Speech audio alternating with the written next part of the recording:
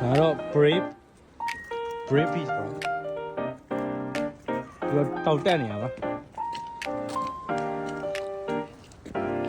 ဒီတောက်တက်နေရပါ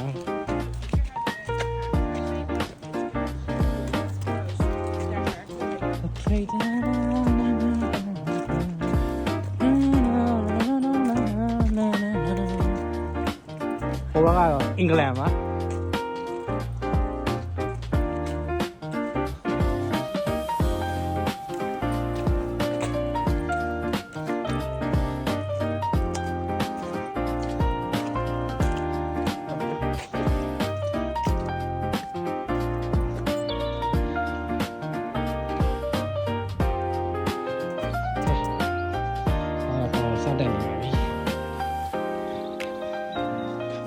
တောင်းနေမယ်ဦးလေးမသိရတယ်ဗျာ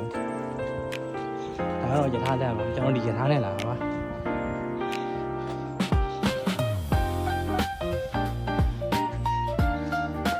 တပလီကနေပြီး race station ရှိကိုလာသိရပါတယ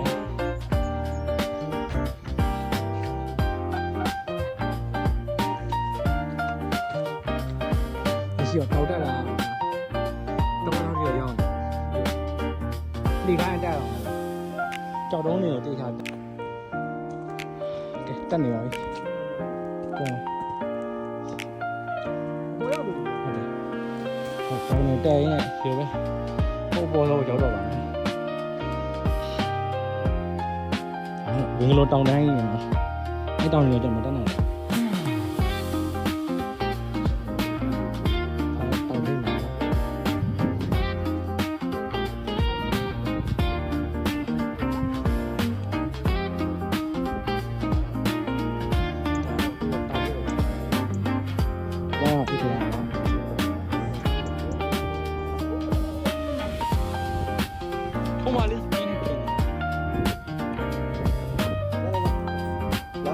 စားလာလို့သူကတော့ငင်းွားနေဆိုင်ကလည်းတရုပ်လိုပြ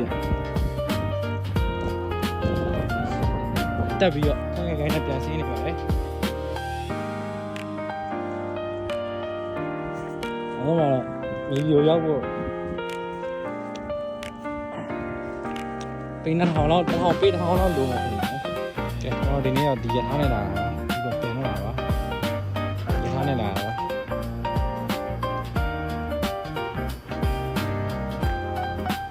ပြန်လာတော့မယ်